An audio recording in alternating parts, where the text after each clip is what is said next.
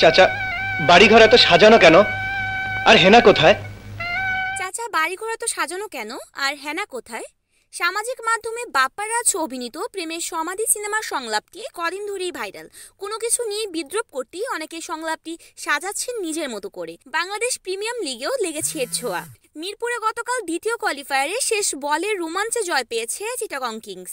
রুদ্ধশ্বাস জয়ের পরে চিটাগং ড্রেসিং রুমে খুশির আবহ। মজা করতে গিয়ে শরীফুল ইসলাম প্রেমের সমাধি সিনেমার বহু পুরনো সংলাপটি নিজের মতো করে বানিয়ে নিলেন। নিজেদের অফিসিয়াল ফেসবুক পেজে গত রাতে ম্যাচ শেষে 10 সেকেন্ডের একটি ভিডিও আপলোড করেছেন চিটাগং কিংস। আর বাঘ কোথায়? সব বাঘ সিংহ খেয়ে ফেলেছে।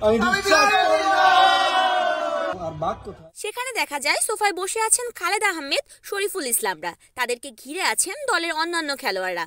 এক পর্যায়ে শরীফুল ইসলাম খালেদকে বলেন, খালেদ ভাই, সুন্দরবনে তো ফাঁকা কেন, আর বাঘ কোথায়? জবাবে খালেদ বলে, সব বাঘ সিংহ খেয়ে ফেলেছে। এরপর চট্টগ্রাম কিংসের খেলোয়াড়রা বাপ্পারাজের আমি বিশ্বাস করি না এই ডায়লগকে কপি করে বলেন, আমি বিশ্বাস করি না।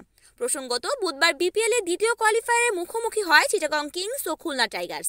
আগে ব্যাট করে খুলনা সংগ্রহ করে 163 রান। শেষ বলে থ্রিলিংয়ে শেষ পর্যন্ত জয় নিয়ে মাঠ ছাড়ে কিংস। এরপর প্রতিপক্ষকে এমন খোঁচা দিলেন শরীফুল, খালেদ আহমেদরা।